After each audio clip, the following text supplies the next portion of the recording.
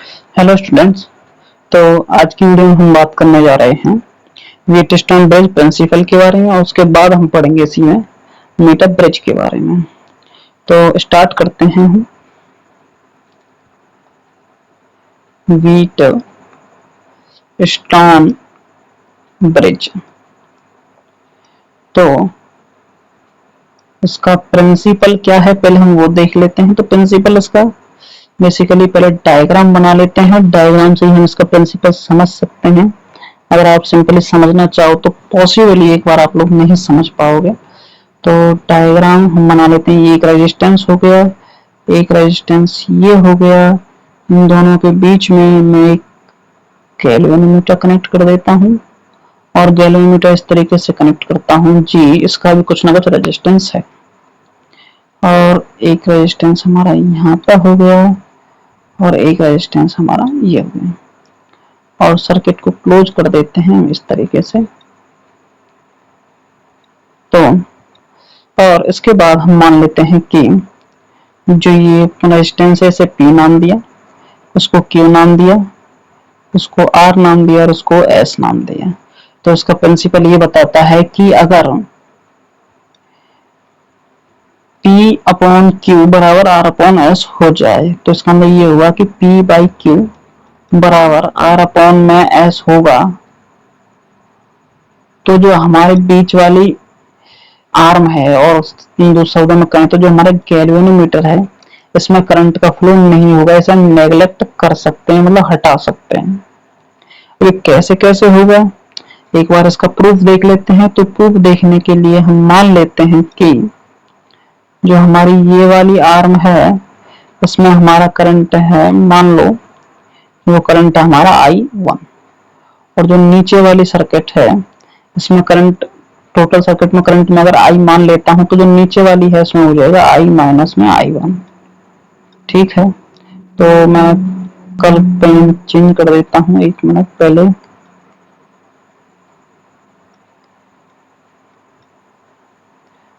तो यहाँ पे मैं रेजिस्टेंस बना देता हूँ, ठीक है। और यहाँ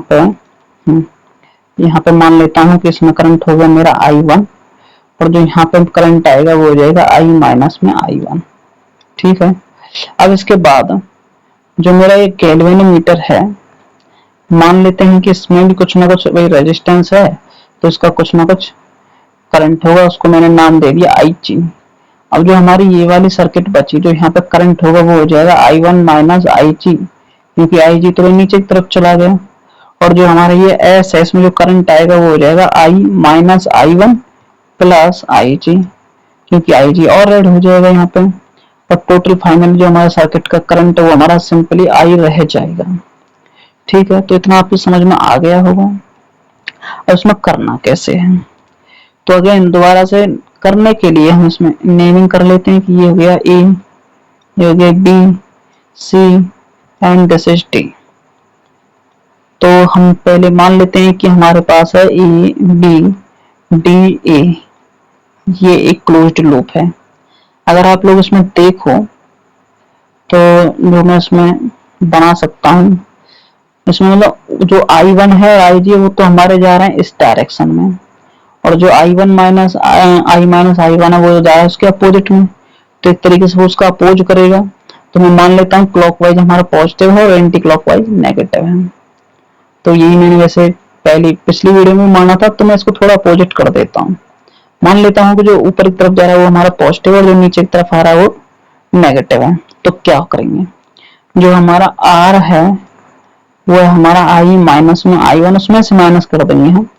G का रेजिस्टेंस G मान लेते हैं इंटू IG और minus I1 into P is equal to 0, क्योंकि हमारी कोई भी उसके अंदर सेल या पोटेंशियल सोर्स नहीं है। अब ऐसी अगर हम बात करना चाहें B, C, D के बारे में, क्लोज्ड लूप के बारे में, तो इसमें मैं मान लेता हूँ जो डायरेक्ट जो हमारा करंट है जो एंटी क्लॉकवाइज जा रहा है वो हमारा पॉजिटिव है और क्लॉकवाइज नेगेटिव है। तो मैं सबके आपको बताना चाहता हूँ कि अगर आप डायरेक्शन कैसे भी मान लो तो उससे जो हमारा फॉर्मूला है रिजल्ट है उस पर कोई भी फर्क नहीं पड़ने वाला है। तो यहाँ पे जो वैल्यू आ जाएगी वो होगी हमारी I minus I1 plus IG into S plus IG into G minus I1 minus IG into Q is equal to 0। ये हुई हमारी क्वेश्चन नंबर 2। अब जब हमारा ये वीटस्टोन ब्रिज बैलेंस रहता है तो जो हमारा ये सर्किट है बीच वाली, एक तरीके से हम कहें तो जो हमारा ये IG है इधर जो हमारे बना हुआ है, इसमें करंट की वैल्यू हो जाती है 0। तो यहाँ पे मैं लिख सकता हूँ for Wheatstone bridge condition, Wheatstone bridge condition I can write it as IG is equals to 0। ठीक है, तो अब आप लोगों को करना क्या है, आप लोग यहाँ से मतलब इक्वेशन लिख लीजिए आप, और फिर इसको आगे पेज पर भी आप इसे यूज कर सकते हैं। अगर नहीं लिखना चाहते हैं तो कोई प्रॉब्लम नहीं है, सिंपल इक्वेशन जो मैंने बनाई है इन्हीं को मुझे अब सॉल्व करना है। सॉल्व कैसे करना है कि जो मेरी वैल्यू है यहाँ पे IG की वैल्यू है उसको मैं 0 रख दूंगा। तो अगर मैं 0 रख दूं तो जो मेरे पास फाइनल इक्वेशन बनेंगी, मैं आप लोगों को सॉल्व करना है, मैं आपको सिर्फ केवल फाइनल रिजल्ट के बारे में बता रहा हूँ क्योंकि डायग्राम तो आप ही के सामने रहेगा, मेरे सामने तो नहीं रहेगा। तो जो इक्वेशन बनेगी, एक इक्वेशन होगी कुछ इस तरीके से IP minus I1 into R is equal to 0। एक इक्वेशन तो कुछ इस तरीके से बनेगी, वहां पर लिखना चाहे तो I1P बराबर लिख सकते हैं I minus I1 into R, इस इक्वेशन से हम इसे लिख सकते हैं। तो ये हो गई हमारी एक इक्वेशन, और इसके अलावा एक इक्वेशन हमारी बचेगी I1Q minus I minus I1 into S is equal to 0, जिसको हम लिख सकते हैं I1Q is equal to I minus I1 into S। अब जो ये ऊपर वाली इक्वेशन है मैं इसको मान लेता हूँ कि ये मेरी कैपिटल A है, नीचे वाली कैपिटल B है। ठीक है, अब इन दोनों को कर देता हूँ मैं डिवाइड, मतलब A डिवाइडेड बाई B। तो A डिवाइडेड बाई B करूंगा तो मेरे पास होगा I1P I1Q is equal to I minus I1 और divided by I minus I1, और यहाँ पर ऊपर R और नीचे S कैंसिल आउट करना स्टार्ट करें तो ये कैंसिल, I1 से I1 कैंसिल, हमारे पास जो बचेगा वो हो जाएगा P अपॉन Q बराबर R अपॉन S। तो ये वैल्यू हमारे पास फाइनली बची रह जाएगी, और यही होती है हमारी वीटस्टोन ब्रिज कंडीशन। तो इसका यूज क्या होता है ये भी हम देखेंगे, तो उससे पहले हम पढ़ लेते हैं मीटर ब्रिज के बारे में। तो मीटर ब्रिज के बारे में पढ़ने के लिए हम जो प्रिंसिपल यूज करने जा रहे हैं वो हमारा सेम यही रहेगा जो हमने वीटस्टोन ब्रिज का पढ़ा है। तो इसके लिए आप लोग मतलब डायग्राम बुक में देख लेना, बाकी जो मेरा डायग्राम है, मेरी ड्राइंग थोड़ी सही नहीं है तो सकता है वो गलत हो जाए, मतलब थोड़ा इधर उधर हो जाए। तो ये टॉपिक है मेरा मीटर ब्रिज, तो ये मीटर ब्रिज। इसमें करना क्या है आप लोगों को कि यहाँ पर एक इस तरीके से एक वायर मीटर स्केल दे रखा होगा, तो ये मैंने मीटर स्केल बना दिया है, और यहाँ पर कुछ एक कैप होगा और एक कैप हमारा यहाँ पर होगा, इस तरीके से कनेक्ट होगा। और जो ये वाला कनेक्शन होता है यहाँ पर हम एक रेजिस्टेंस को कनेक्ट कर देते हैं यहाँ पर, फिर हम कोई एक और रेजिस्टेंस कनेक्ट कर देते हैं। मान लेते हैं कि यहाँ पर मैंने कनेक्ट किया R और यहाँ पर कनेक्ट किया मैंने S, और इसके साथ बीच में कनेक्शन लेकर के यहाँ पर हमने उसे कनेक्ट कर दिया। कनेक्ट करने के साथ साथ बीच में हम लगा देते हैं गैल्वेनोमीटर, और जो गैल्वेनोमीटर है उसको लिख देते हैं G। अब हमें करना क्या है, इसको फिर एक्सटर्नल सोर्स से कनेक्ट कर देते हैं। और यहाँ पे हमने की लगाई है, ये बन गया हमारा मीटर ब्रिज का डायग्राम। अब आप लोगों को याद कैसे रखना है ये कि जो हमारा ये मीटर स्केल दिया गया है ये वाला, इसकी जो लेंथ होगी वो 1 मीटर होगी, ये बात याद रखनी है। जो इस पर वायर होगा वो यूनिफॉर्म मास डेंसिटी का होगा, ये नहीं है कहीं से मोटा होगा कहीं से पतला होगा, हर जगह उसकी जो थिकनेस है वो सेम रहेगी। और जो हमारा ये रेजिस्टेंस आर है इसकी वैल्यू हमें पता होगी, और जो यहाँ पे रेजिस्टेंस मैंने एस लगाया है ये कुछ अननोन रेजिस्टेंस होगा जिसकी वैल्यू मुझे निकालनी होगी।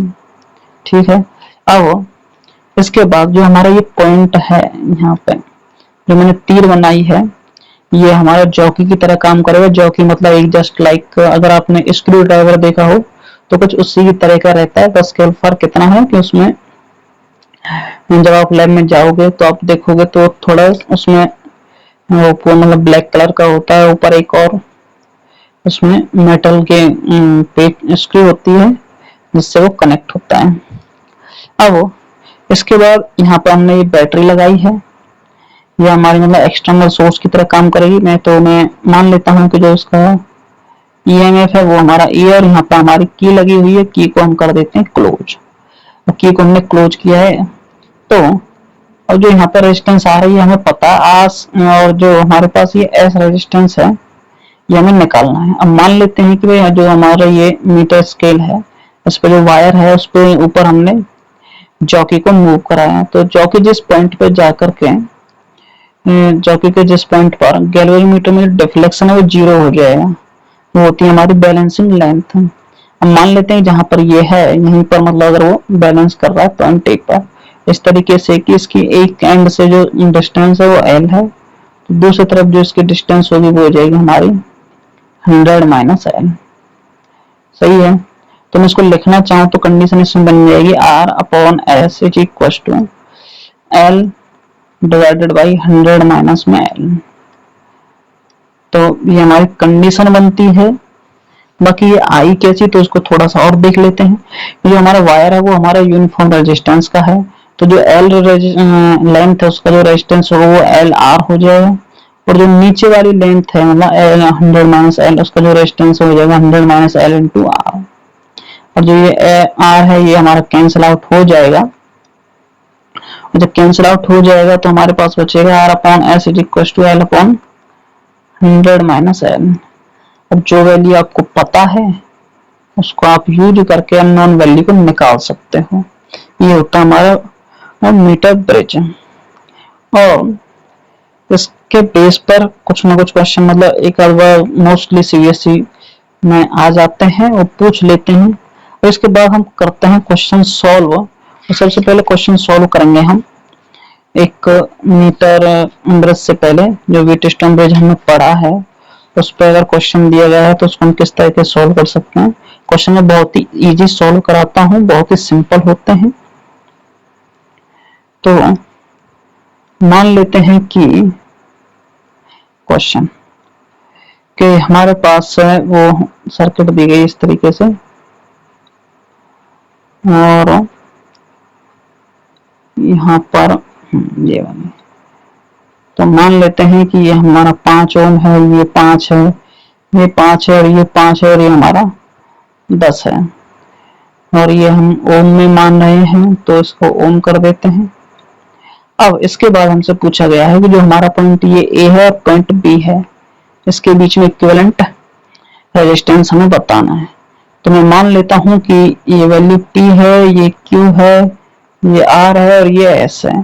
तो मैं यहाँ से कह सकता हूँ कि P अपॉन Q बराबर R अपॉन S, क्योंकि इसका रेशियो दोनों के लिए सेम आएगा। जब सेम आएगा तो जो बीच वाला रेजिस्टेंस है R मैं इसको काट सकता हूँ, तो जो मेरी इक्विवेलेंट कैपेसिटी सर्किट बन जाएगी वो हो जाएगी इस तरीके से।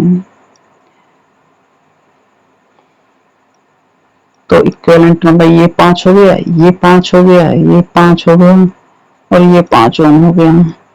अब करना क्या है, मुझे सिंपली सीरीज में ऐड करना है, पैरेलल में ऐड करना है, निकाल देना। तो ऊपर जब दोनों को इनको ऐड करेंगे तो ये 10 और नीचे वालों को ऐड करेंगे तो 10 और फिर वो दोनों आपस में पैरेलल में, तो इसका मतलब इक्विवेलेंट आ जाएगा 5 ओम।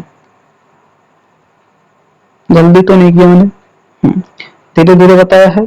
आप लोगों को डाउट हो जरूर पूछें, अगर आप नहीं पूछेंगे मैं नहीं बताऊंगा। तो आप पूछें जरूर, ताकि आप लोगों का मुझे भी पता चले कि आप लोगों को कहाँ कहाँ पे डाउट आ रहा है। मैं क्वेश्चन बहुत ही सिंपल सॉल्व करा रहा हूँ, तो इसका मतलब ये नहीं है आप भी सिंपल ही सॉल्व करो। अगर कठिन करना है कठिन सॉल्व कीजिए, मेंस हो एडवांस हो कोई प्रॉब्लम नहीं है उससे मुझे। उसके बाद एक क्वेश्चन और मान लेते हैं कि हमारे पास तो वही है कि मीटर स्केल से रिलेटेड है, ये हमारा मीटर स्केल होगा और यहाँ पर ये हमारा मीटर स्केल है। यहाँ पर कनेक्शन के लिए यहाँ पर एक रेजिस्टेंस बॉक्स है, इसका रेजिस्टेंस R है और यहाँ पे एक रेजिस्टेंस कनेक्ट है हमारा पहले जो इनिशियली कनेक्ट है वो है हमारा S, और S के लिए जो बैलेंसिंग लेंथ आती है यहाँ पे वो हमारी दी गई है L1। और उसके बाद फिर यहाँ पर इसके के साथ मतलब पैरेलल में एक रेजिस्टेंस कनेक्ट कर दिया गया X, और उसकी जो बैलेंसिंग लेंथ आती है वो बैलेंसिंग लेंथ हो जाती है हमारी L2। हमसे पूछा गया है कि जो हमारा रेजिस्टेंस है X उसकी वैल्यू हमें बतानी है। तो सबसे पहली बात यह है कि भाई हम इसको लिख सकते हैं कि R अपॉन S बराबर L1 अपॉन में 100 माइनस L1।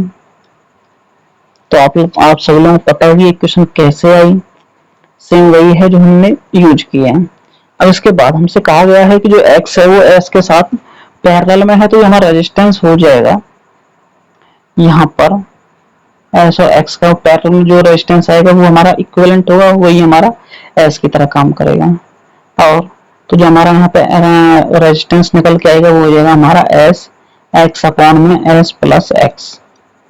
तो ये हमारा S की तरह काम करेगा नेक्स्ट टाइम। तो फिर बाद में जो इक्वेशन बनेगी हो जाएगी हमारी S R अपॉन में जो हमारा रेजिस्टेंस हो जाएगा S X और ऊपर चला जाएगा S प्लस में X, और इसकी वैल्यू बैलेंसिंग लेंथ थी L2 100 माइनस L2।